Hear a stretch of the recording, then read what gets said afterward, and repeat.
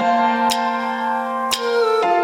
listening to Innovation Fuel, a business podcast by University Canada West. Bringing you fantastic stories from accomplished entrepreneurs and key industry professionals. Let's explore the entrepreneurial world through local businesses and our university community.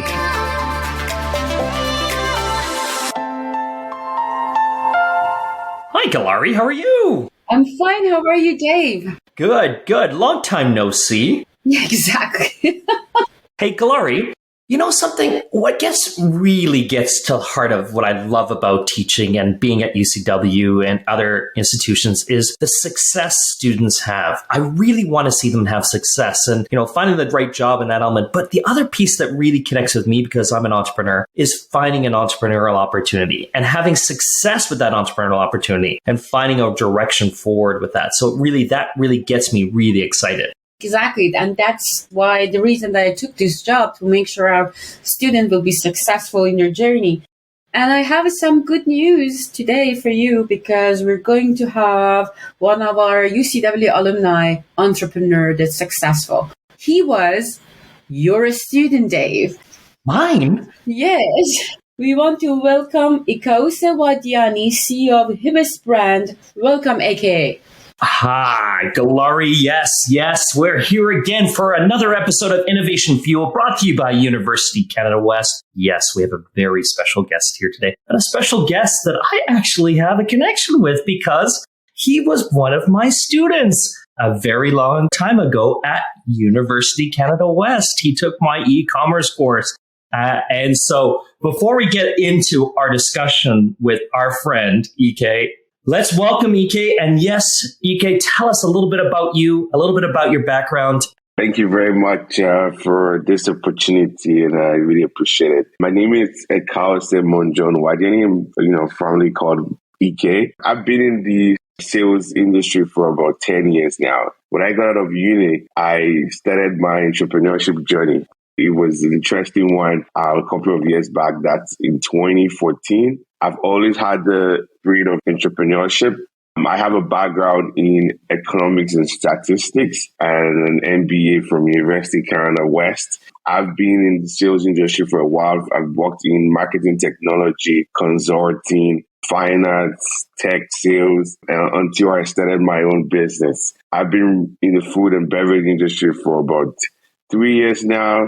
I've started a couple of businesses and, failed and and have a lot of stories behind them. I'm originally from Nigeria. My mission is to be able to, introduce amazing, cultural products that are inspired by my heritage or my culture back home. I'm married and I have 6-month-old kids. So it's a new journey for me also as a father. Take us on the journey, EK. Take us on the journey. You're at UCW. You're studying at UCW. You're doing your master's degree. And then all of a sudden, what? You moved on? Did you start the sales journey right away? Or were you conceptualizing the entrepreneurship element? Where did the entrepreneurship pick in?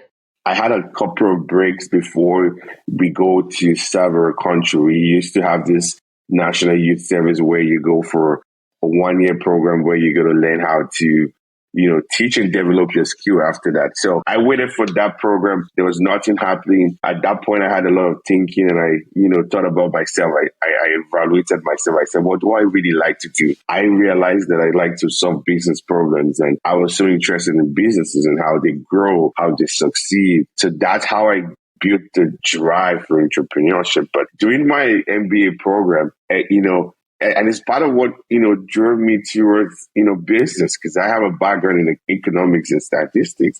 I could have done a master's in development economics, but I had that drive for business. So I wanted to take it to the next level to understand, not just the practical, but the theoretical part and how to apply some of these processes and, and strategies and how to grow a business and, think through the right direction, like creating a business plan, understanding the growth of a business, forecasting, statement of income and all of that. So, even during the course of my, MBA, I was a student that I didn't wait till I finished school. So I was already working for CIBC while doing MBA because I had a plan and I was just following through that plan. And, but I was able to manage that in school and also be able to have, my eye on entrepreneurship, one day. And definitely I'm living the dream right now.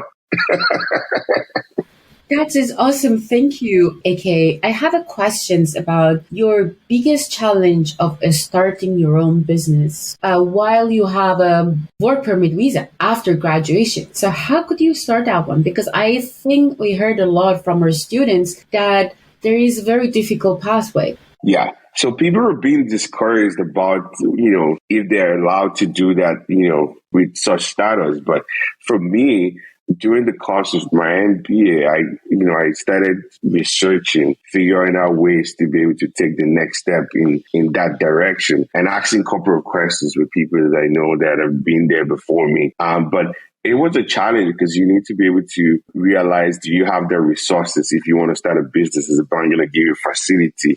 How are you going to be able to structure? Would you get the right support that you need as an immigrant here? But, believing in what you want to do and having the, people who would coach you or lead you in the right direction was the way I was able to approach that, and researching and finding out on how to start a business, how to register a business, what are the opportunities out there for me with that kind of status that I had. But, what I would say is, get out there, find some information, connect with people. LinkedIn is a great channel that you could get connected and people could share their stories or ways of how to do that.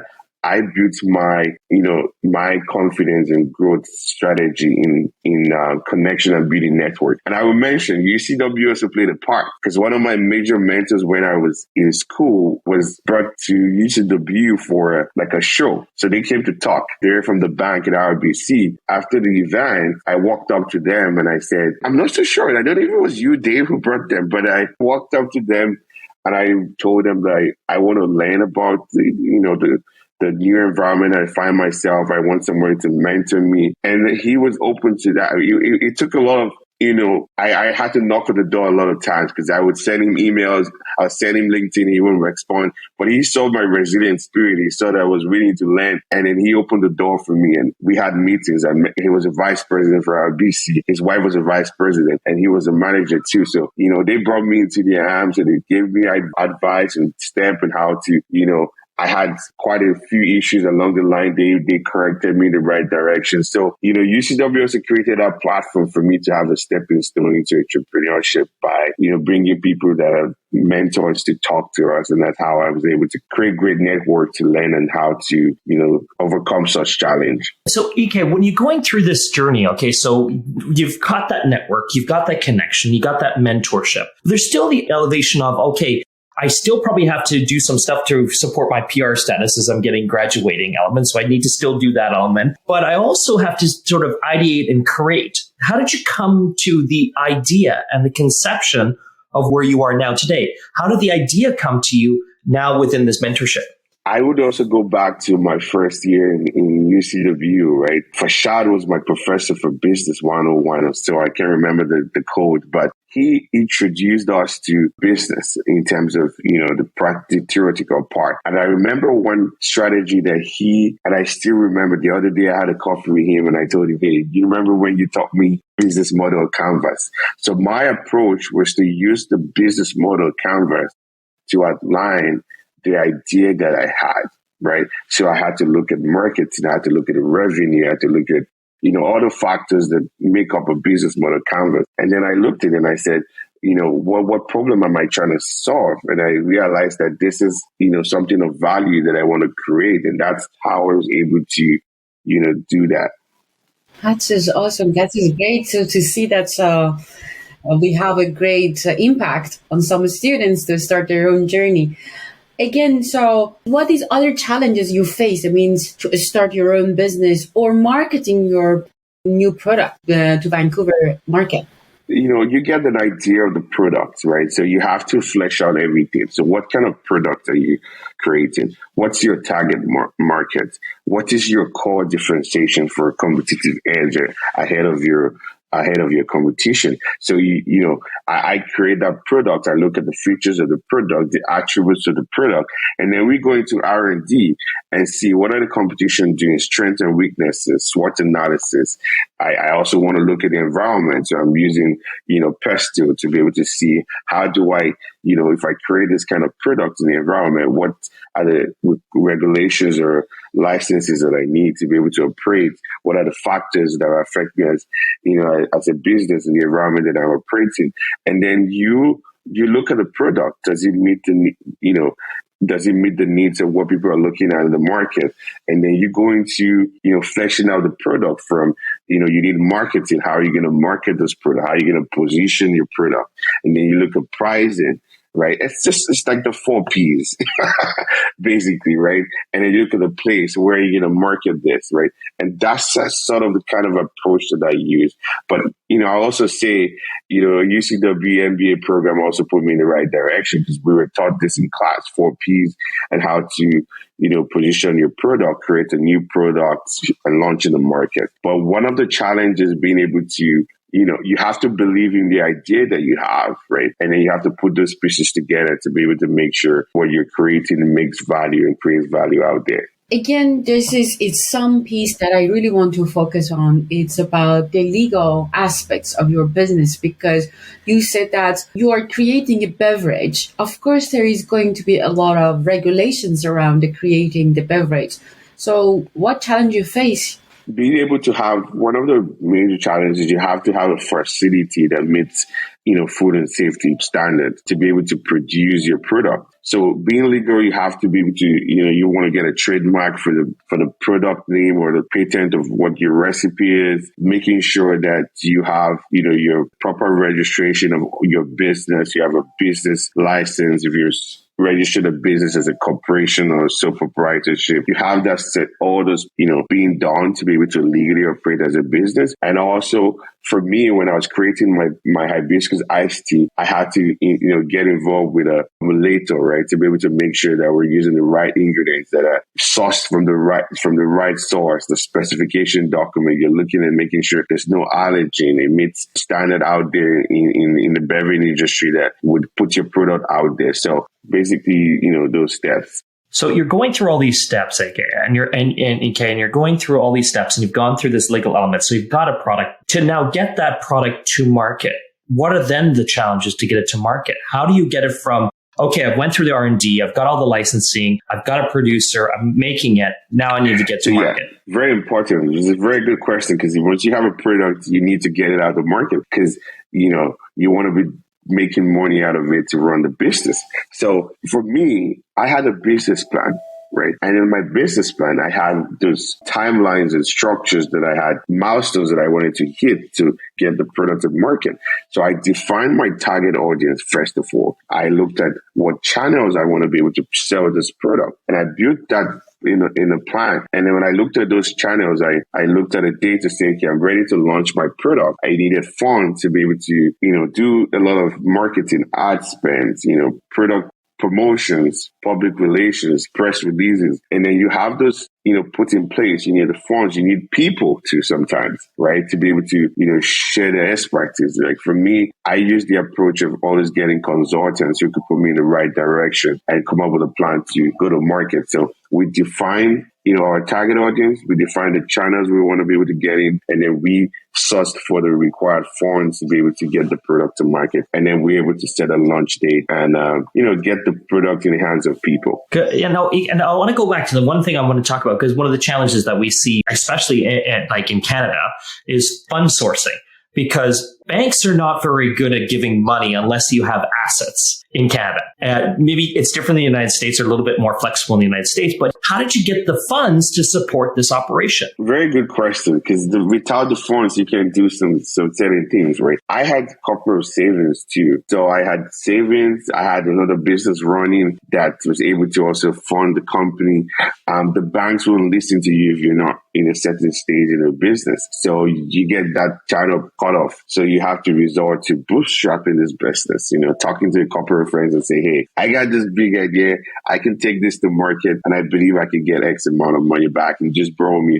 So borrowing from friends and family, also investing my own personal money, how I was able to overcome the financial access to financial facility on a part, because as a startup, the banks want to see the numbers, right? There are very limited programs there that would give you that leap. So one of the biggest challenges as an entrepreneur, as a startup, is that you need access to funds. You want to fund operations, you want to fund marketing, you want to fund sales, right, and all that. So I was able to save some amount of money and bootstrap it, get friends and family to support or borrow you money to take it to the next level. So Ike, let me go back. You said before you had another business that was able to fund this business. Can you talk a little bit about that business? When I came here into Canada in 2017, I was so used to my traditional Nigerian food. And when I came in, I met the difference. It was a shock for me not to see that I could easily grab my, go-to food that I was used to. It was a challenge, so as a student, being able to live in Vancouver and traveling all the way to Surrey with the African restaurants or African supermarkets, that was a long journey for me. It takes me about an hour back and forth. So I always discuss this with my friends who come and I'm like, how do you overcome this challenge of I didn't know how to cook. So it was worse. So Burger King close to UCW West Bend was my go-to place. But I always had this idea that I will one day want to bring the community together and solve this problem. And in the course of my e-commerce class with you, Dave, I remember you gave us an opportunity to create a business and that's focused on e-commerce. And I had a group of Nigerians in my team. And we came up with a business idea that we could have a platform that could aggregate these African stores in one channel and easily get this product accessible to people in Vancouver, Barnaby, and that was the idea. Being in your class and that, because I already had that problem that I really wanted to solve. We went through the process to creating the business, and we did questionnaire like you asked us to do, and we got feedback to be able to understand what problem we're trying to solve, creating this e-commerce. I had that goal to create a business like that. When after school, I talked to my group members. I said, let's scale this stuff. It's going to work. But they're like, no, too much challenges. I said, okay, I'll let this be. So during the pandemic, people were laid off and people were sent home. I had time to think. And at that point in 2020, I said, this might be the right time for me to solve this problem and fill this gap. And then I created a Nigerian cuisine that is Nigerian barbecue cuisine that solves that problem. So we make ready to eat Nigerian cuisine, barbecue and cuisine, and we got great feedback, right? I started that in my basement back home. I had to go the right way so that I don't blow up the house. So I had to get all the registration, and then move over to a commissary where we operate now as a virtual restaurant. We're going to be 3 years in April. So I was able to grow that company from $0 and 300% increase every year. Yeah. And that's how we were able to raise some money to be able to fund the other business. So, that is running. We have over 5,000 customers. We're currently available on Uber Eats, DoorDash, and we do deliver anywhere in the lower mainland. So we were able to solve that problem because I knew that people had that challenge. Now, people love us so much that they come to Canada, they don't have to miss home food, they can access that. And that's what even gave birth to Hibiscus Berry. Because when I was a kid, my mom used to make a lot of hibiscus beverages for me, and I loved it. So my friends used to look forward to me bringing hibiscus popsicles to school. So when I started the food business, it's called Vansuya, I introduced my mom's recipe to my customers, and they loved it. And I said, you know what? I need to share this with the world. And that's how I created Hibiscus Berry. So it's my childhood drink. I'm sharing with the world, and we're on a mission to build a global beverage that takes inspiration from our Nigerian culture and roots. I can see you're selling in a lot of restaurants in your website. The store locator is showing that you're selling it in so many restaurants. Grocery shopping and restaurant. That is awesome. I have a question, but do you think that can you sell it in the chain store market, for example, Loblaws? Yeah, we just got listed with Sobeys. So we're currently in Sobeys, Safeway, and IGA in Alberta. We're starting off that way. Sobeys has been amazing. They have this amazing local program that they can support local producers like us to be able to scale and give us a platform. And that's the way we've been able to get that opportunity. So the goal is to be in other major retail stores like Loblaws and the Jim Patterson groups and Save on Foods, Nestor. The goal is to be in 500 to 1,000 stores by the end of this year. And I know I can do it. I have another question regarding operations. So do you send your recipe to a manufacturer to create it for you, or you do it by yourself? Yeah. So what we did as a company is that we created a business plan. Part of our business plan with a short-term goal is to outsource this production to a co-manufacturer. And then we build the revenue and, get to the point of the business where we're able to create our own facility and do production ourselves. So currently, we have sourced this to a co-manufacturer who we've signed an NDA with. We just send our formulas. I go there, run production to see what the production line is and see how the operational process is to be able to understand how my product starts from the formula to finish and packaged. So that's what we're doing right now. That's awesome story. Thank you very much. Thank you. This is really exciting. And I'm sure after you move out of the co-manufacturing side of things, you're going to expand into different verticals within. I'm sure we can expand other opportunities within the space. So I remember in my business strategy class in my final year in MBA, I was taught by Michelle Vicente. I don't want to matter his first name. But we were taught about expansion strategy. So right now, I'm working on an expansion strategy into different verticals. So it has to do with the product line itself, target audience and all of that. So hopefully along the line and long term, we're going to be able to, we're currently now planning to support the farmers in Nigeria where we source this hibiscus and then make our own concentrate and also sell to other suppliers and also be like a supplier. So that's also part of the plan for the long term. So exciting, my friend. So Ike, on this journey, you're on your way, and we love that what you're created here. It's very exciting to hear. But what are some challenges that you might face? And maybe there's some challenge that you can throw out to our students to help you.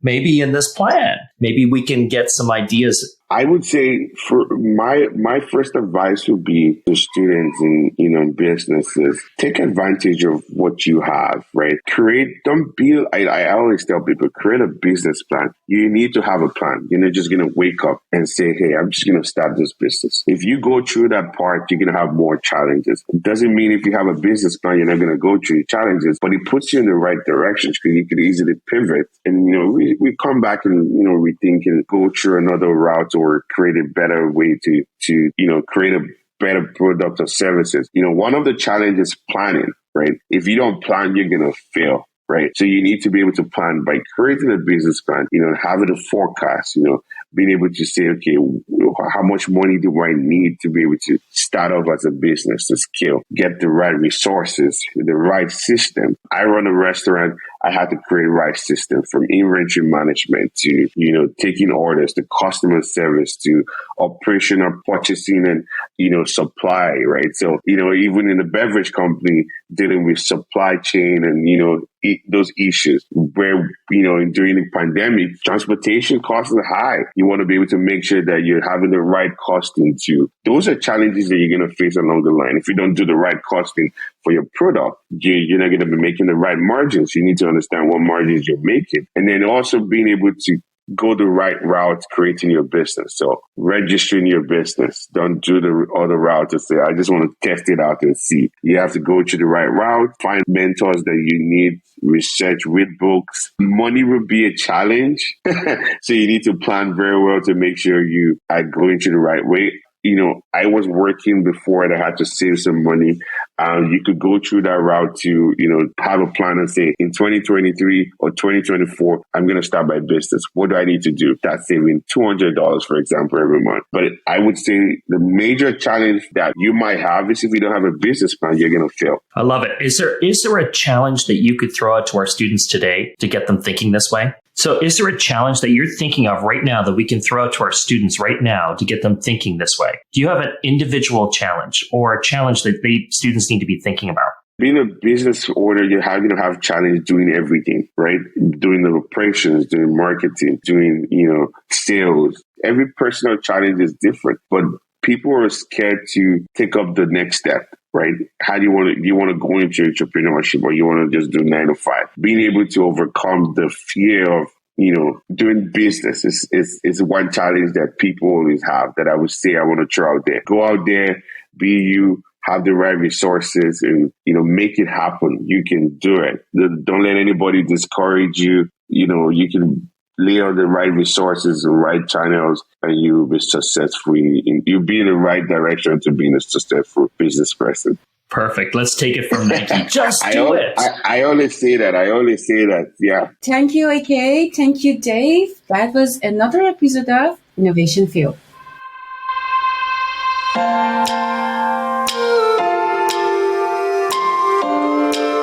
Thank you for listening to Innovation Fuel. We are on all podcast streaming platforms, Google, Spotify, and Apple Podcasts. Visit our website at www.ucanwest.ca/Innovation Fuel. Also, follow us on Instagram at innovation_fuel.